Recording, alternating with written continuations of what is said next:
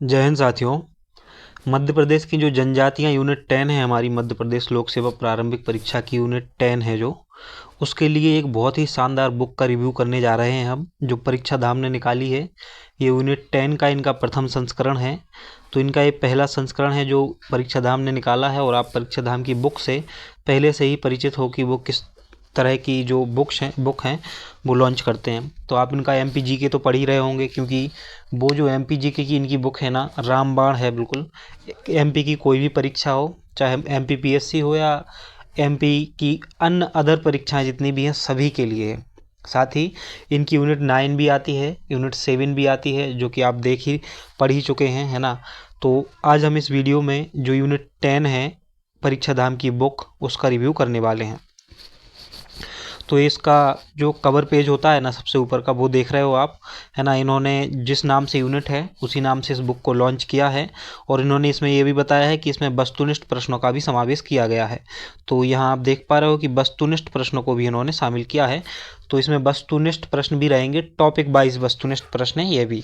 तो अब हम थोड़े आगे बढ़ते हैं और विस्तार से थोड़ा इसको एनालिसिस करते हैं इस पर, बुक पर, और समझते हैं कि चीज़ें क्या क्या हैं, ताकि फिर आप ये निर्णय ले पाएँ कि आपको कौन सी बुक खरीदनी है। तो जो सिलेक्शन तक की बुक है, एक बुक वो हो गई, एक निर्माण हो गई, और एक हो गई परीक्षा धाम। इन 3 बुकों में से किसी एक बुक को पढ़ लेंगे आप, तो आपका काम हो जाएगा। पहले अब हम इसका रिव्यू करते हैं, फिर आप चीज़ों को समझना थोड़ा सा। तो ये तो कुछ, हाँ, ये संदर्भ सूची दी हुई है इन्होंने कि कहाँ कहाँ से सोर्स को लिया गया है ना। तो ये जो बुक है अभी लेटेस्ट बुक आई है बिल्कुल, तो सारी के सारे करंट अफेयर्स से अपडेट होके आई है। तो जनजाति से संबंधित जो भी करंट अफेयर्स रहेगा ना, वो सारा का सारा इसमें शामिल होगा, तो वह भी इसमें शामिल है। और पहले इसके प्राइस की बात कर लेते हैं, थोड़ा सा प्राइस क्या रखा है इन्होंने। तो इसमें कुल जो पेज है ना वो 152 है, और इन्होंने प्राइस रखा है इसका। तो इस पे जो प्रिंट होके आया है वो 180 है।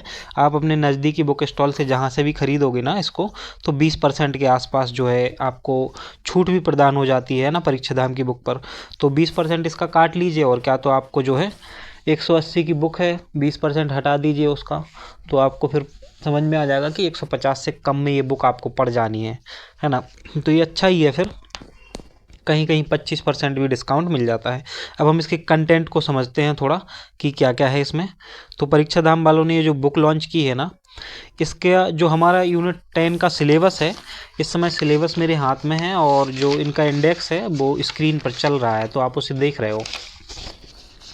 हमारे सिलेबस के इन्होंने जो 5 टॉपिक हैं, यूनिट 10 में जो 5 टॉपिक हैं उनको 11 भागों में बांटा है ना। और फिर जो 12वां टॉपिक है इस बुक का, वो है जनजाति फटाफट के नाम से, ताकि आप रिवीजन कर सकें बार बार उन चीज़ों का। तो जैसे इनकी यूनिट 10 थी ना, वैसे ही उन्होंने यूनिट 10 आयोग वाली बुक थी ना, उसी तरीके से इस बुक को भी बहुत शानदार तरीके से प्रेजेंट किया है इन्होंने, बनाया है।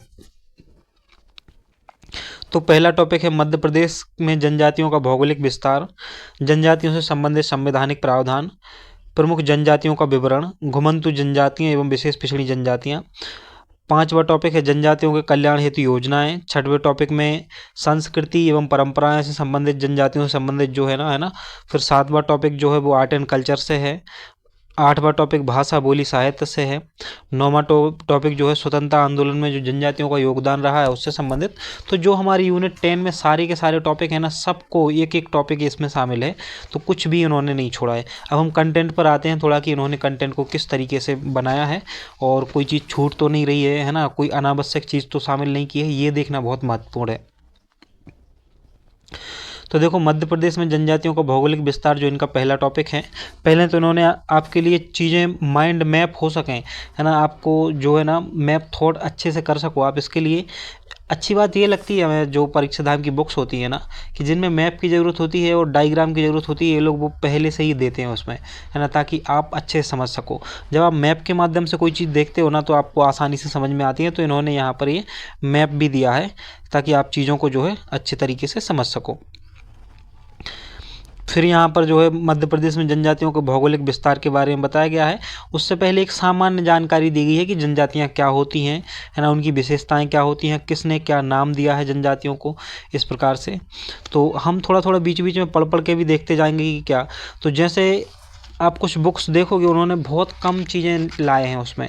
तो कुछ कुछ चीज़ें ऐसी मिलती हैं, जैसे मैंने देखा है, मेरे पास तो लगभग सभी बुक्स हैं, है ना। तो मैंने कुछ बुक्स में देखा है कि उन्होंने सिर्फ 2 ही 3 नाम दिए हैं, जैसे यहाँ पर ये हैं 6 नाम दिए गए हैं, है ना। तो जैसे ठक्कर बापा ने क्या कहा है, महात्मा गांधी ने क्या कहा है जनजातियों को, जॉर्ज ग्रियर्सन ने, डॉक्टर गोविंद सदाशिवराव घुरिये ने क्या कहा है, दास एंड दास ने क्या कहा है, और भारतीय संविधान में क्या कहा गया है जो SC ST वालों को। तो ये सब इसमें दिया गया है ना। मतलब कुछ भी ऐसा बच नहीं रहा है। अगर आप इस बुक को अच्छे से तैयार करोगे ना तो आपको लगभग मैक्सिमम चीज़ें तैयार होंगी। आगे बढ़ते हैं, है ना। तो यहाँ पर जनजातियों का विवरण दिया हुआ है अलग अलग क्षेत्र में कि कहाँ पर जो है कौन से। तो सारे के सारे जितने भी उपभाग हैं ना मध्य प्रदेश के, सबको बांट के अलग अलग किया गया है और फिर बताया गया है कि जनजातियाँ कहाँ के। बाकायदा जो है चीज़ों को कलर प्रिंट दिया है इन्होंने, है ना। तो कलर में भी हैं चीज़ें अलग अलग, साथ ही जो महत्वपूर्ण चीज़ें हैं उनको हाईलाइट भी किया गया है, और जो करंट अफेयर्स से संबंधित चीज़ें हैं ना उनको भी इसमें शामिल किया गया है ना। आगे चलते हैं, दूसरे टॉपिक को देखते हैं एक आध और। तो ये जो संवैधानिक प्रावधान है, जितने भी संवैधानिक प्रावधान है सभी को बहुत अच्छे तरीके से बनाया गया है ताकि आप आसानी से चीज़ों को समझ सकें। फिर यहाँ से जो है भील जनजाति शुरू हो रही है, बताया गया है, पहले मैप में भी दिखाया गया है। भील से संबंधित उनका परिचय दिया गया है पहले, है ना। जनसंख्या के बारे में बताया गया है, उनकी सामाजिक स्थिति के बारे में बताया गया है कि वहाँ से कोई क्वेश्चन आता है तो वो अच्छी बात यह है ना कि कोई अनावश्यक चीज़ नहीं दिख रही है इस बुक में, है ना, कि जो पढ़ने की ज़रूरत नहीं है फिर भी पढ़े जा रहे हो। उतना है इसमें जितना एग्जाम में आपसे पूछा जाएगा पर्याप्त ही, इससे बाहर क्वेश्चन मुझे नहीं लग रहा है। इतने अच्छे तरीके से इन्होंने बुक को बनाया है तो निश्चित रूप से, है ना। और ये जो हम रिव्यू करते हैं ना कोई सी बुक का, तो ये ना तो हम उनसे पहले पूछते हैं कि हम इसका रिव्यू कर रहे हैं और ना हमारी ऐसी कोई उनसे बात हुई रहती है। तो ये बिल्कुल हॉनेस्ट रिव्यू रहता है, ये समझिए आप, है ना। पूरी ईमानदारी से किया जाता है। और मैं और आप पहले से ही परीक्षा धाम की बुक्स को जानते ही हो, है ना। तो ये लोग अच्छा ही प्रकाशन निकाल, अच्छे तरीके से ही ढंग से प्रस्तुत करते हैं चीज़ों को। तो मुझे लगता है ऐसा कि जितना मैंने इस बुक में देखा है, क्योंकि ये जो सब कुछ है ना ये मैं पहले ही पढ़ चुका हूँ, है ना। तो पूरा का पूरा इस रीड कर लिया है इस PDF को, ये डेमो PDF है। तो ये डेमो PDF आपको भी मिल जाएगी टेलीग्राम ग्रुप में हमारे।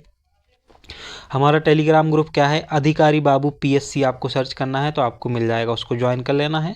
अधिकारी बाबू PSC, अधिकारी बाबू MPPSC, हमारे 2 ग्रुप हैं, तो इन दोनों को ही आपको ज्वाइन कर लेना है।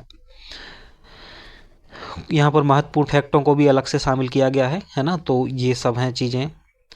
संबंधित योजनाओं में सभी प्रकार की योजनाओं को मैंने इनको सबको अच्छे से देखा है, और वस्तुनिष्ठ प्रश्नों को भी शामिल किया गया है, तो इनको भी आप लगा सकते हो, तो इनको भी आप देख सकते हो, है ना। तो अगर आप इस बुक को ख़रीदना चाहो तो ख़रीद सकते हो। आपके पास पहले से कोई एक और बुक हो तो कोई ज़रूरत नहीं है। आपको कोई एक कंटेंट पढ़ना है, सिलेक्शन लेने के लिए 10 बुक्स नहीं पढ़नी है, एक बुक को 10 बार पढ़ना है, तो आपके पास जो है उसको पढ़िए। बस थोड़ा इतना ध्यान रखिए कि आपकी कम ना पड़ जाए चीज़ें, कोई ज़्यादा ही छोटी बुक मत ले आना, है ना। और आपके पास हो तो फिर चीज़ों को ऐड करना थोड़ा बहुत जो भी हो तो करते रहिए साथ साथ। और मुझे जो कुछ समझ में आया इस बुक में कि हाँ पर्याप्त चीज़ें हैं, सब कुछ है। और साथ में इसकी अच्छी बात पता है क्या है कि इन्होंने उन सब चीज़ों को, उन सभी वन लाइनर फैक्टों को जनजाति फटाफट में शामिल कर दिया है जो पहले पूछे जा चुके हैं किसी भी एग्ज़ाम में। MPPSC के जितने एग्ज़ाम होते हैं ना उसमें जनजाति संबंधित जहाँ जहाँ भी क्वेश्चन पूछे गए हैं ना वो सारे के सारे इसमें शामिल हैं।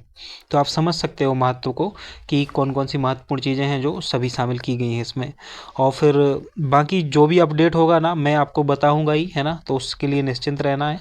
और ये अगर आपको रिव्यू पसंद आया हो, कि आपको अच्छा लगा हो कि आपको कोई भी बुक्स लॉन्च होती है और उसके बारे में आपको बताया जाए, तो आप हमें जो है कमेंट करके बता सकते हो कि सर कोई भी बुक आती है तो ज़रूर बताइए उसका रिव्यू। तो कमेंट करके आप वो तो बता ही सकते हो हमें, साथ ही इस वीडियो को लाइक भी कर सकते हो, क्योंकि उस चीज़ से तो हमें पता चलता है कि आपके लिए ये चीज़ पसंद आई है, तो मुझे आगे भी और अच्छी चीज़ें आपको लानी चाहिए। और जब लाइक्स नहीं आते हैं तो फिर मुझे लगता है कि आपको शायद चीज़ पसंद नहीं आई है, और जो चीज़ पसंद नहीं आ रही है ना तो फिर हम वो क्यों लाएंगे आपके लिए, है ना। तो ये था परीक्षा धाम यूनिट 10 बुक, है ना, जो कि अभी अभी लॉन्च हुई है। तो इसको आप अपने नज़दीकी बुक स्टॉल से ख़रीद सकते हो, है ना। और पढ़िएगा, एग्ज़ाम होना फिक्स हो गया है कि एग्ज़ाम होगा ही 16 फरवरी को, फिक्स है। तो जल्दी से जल्दी तैयार कीजिए सारी चीज़ों को और बहुत अच्छे तरीके से पढ़िएगा। मिलते हैं हम अपने अगले वीडियो में, तब तक के लिए अपना ध्यान रखिए और अपनों का ध्यान रखिएगा।